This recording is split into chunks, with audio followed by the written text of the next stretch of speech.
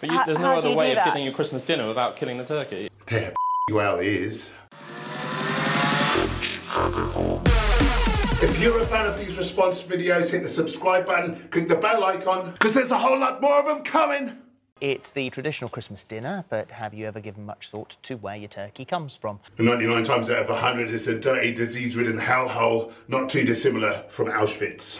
Farmer Matt Carter is giving his customers a very clear insight, offering them the chance to not only hand-pick, but feed, look after and name their turkey all before it's slaughtered for Christmas. As you can imagine, this initiative hasn't gone down well with vegans who have accused him of being a murderer and a psychopath. But is this just another example of militant vegans going too far? Militant. Words. Humane slaughter. Brutal killing. Well, we're joined by Matt now from his farm in Exeter alongside vegan and Made in Chelsea star Lucy Watson. So welcome to both of you. Matt, we'll start with you. All started with a post on Facebook. Yeah, I was out feeding the turkeys one day and I just thought it would be a nice idea if I allowed people to come and see them and meet the turkey and then possibly name it. That strikes me as slightly strange. Come and feed it, help look after it for the next 2 months. You won't need to get involved in any of the difficult bits at the end. Difficult bits at the end? Oh, you mean killing? Did you know that slaughterhouse workers, many of them suffer from post-traumatic stress disorder or the more newly coined perpetuation-induced trauma syndrome? Because, believe it or not, it's against our nature to murder innocent beings. Take the turkeys out of the picture for a moment. Where is your compassion for your fellow man? We'll even bone and stuff it for you when you come and pick it up in time for Christmas. Stuff it. Pick it up. This sort of language makes it a lot easier to abuse animals.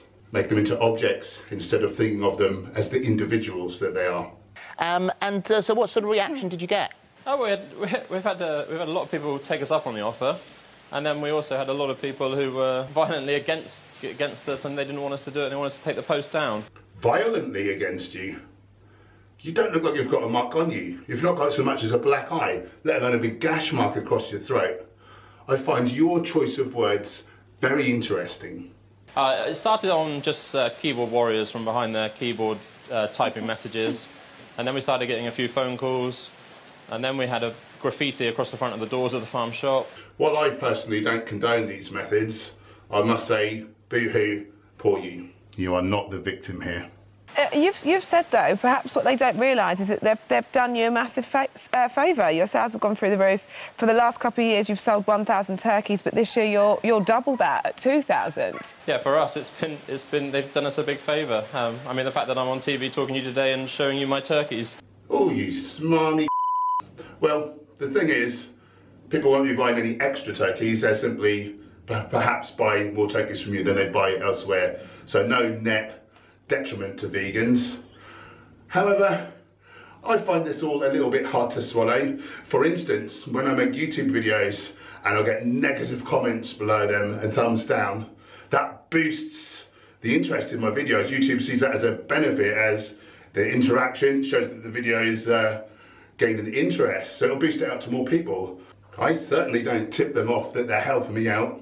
That would be silly. You little dumbass trolls. I'm a father, and my children, I want them to know where their meat comes from. I want them to understand what it's about being a farmer, and also not just thinking that the food comes out of a packet in a supermarket. I want them to understand, and if they then make an informed choice, which Lucy's obviously done to become a vegan, then they've made that on an informed decision. But I don't think they should be making that decision blind and not knowing that their meat comes from animals. Do you show them the difficult bit at the end? Bet you don't.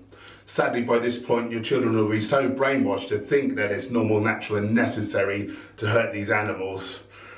It's not going to do any difference, is it? But great virtue signalling. And how are your children with that? Because I'm not a vegan, but to sort of strike a bond with an animal and name it. Name them. I can't imagine doing that with my daughter and sort of almost acting like it's a pet or, you know, something that you're fond of, and then the realisation of what actually happens to that animal. How are children with that? Well, as we don't show them the gruesome bit at the end, and we've brainwashed them all their lives to think it's normal, natural and necessary to harm these animals, they couldn't care less. People should know where their meat comes from, and if you're going to buy meat, then why not Why not know that it's come from an ethical farm that's well looked after and the turkeys have been free range and had a good life? Can I ask a question? Yeah, go for it. Of course. What do you mean by ethical exactly? Well, being well looked after, they're free range. They're slaughtered humanely in They're slaughtered humanely and well. They're slaughtered humanely in Well, what we call humane actually is brutal and horrific. and looked after the best way What possible. is a humane slaughter? Exactly. Cat got your tongue? Huh. It's not funny, son. Well, in the most stress-free possible. In the most stress-free possible. What? What does that entail? Bloody cat's got his tongue again. Well, it entails killing the turkey. Just out of interest, how do you kill the turkey? Just genuinely You curious. slit the turkey's throat. That's weird. If I went around slitting people's throats, I would be called a serial killer. Do it to defenceless little animals? Humane, though. Why are you calling for everyone to be vegans and not vegetarians? There doesn't seem to be any sort of middle ground here. Philip Schofield, you are not that thick. In 2018, you must know that day-old male chicks from the egg industry get gassed alive, or calves get taken from their mothers because we want the cow's milk, and we kill those little babies too. Wake up, son. You're either against animal abuse or you're for it. In 2016, 1% of the British population was vegan. Yeah. And now, in April, I think it was, risen. it's 3.5 million, 7%. So obviously, you know, people are drifting away, Yeah, away from yeah. meat, through vegetarianism, Yeah. into veganism. So it's definitely happening. But amazing. the where people have a real dislike of the way it's being done is when Yeah. you have a guy like Matt, who's got his business up and running. Yeah. He's doing it as ethically as is possible. I know you don't accept I that. don't think you can use but the at word the same, ethical, but but yeah. at the same time, you've got people spray painting the front of his Yeah. shop, Philip, would you rather have paint on your door or a knife through your neck? and also calling him a murderer, and he's had death threats. Words again. Words describing acts that he is doing.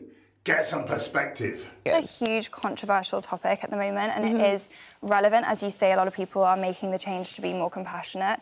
So I think that it does go both ways, and it's a shame that that's happening, but I don't think it takes away from the fact that by being vegan, you are making a more compassionate choice. Final word to you, Matt. Anything you'd like to add? Slit the turkey's throat.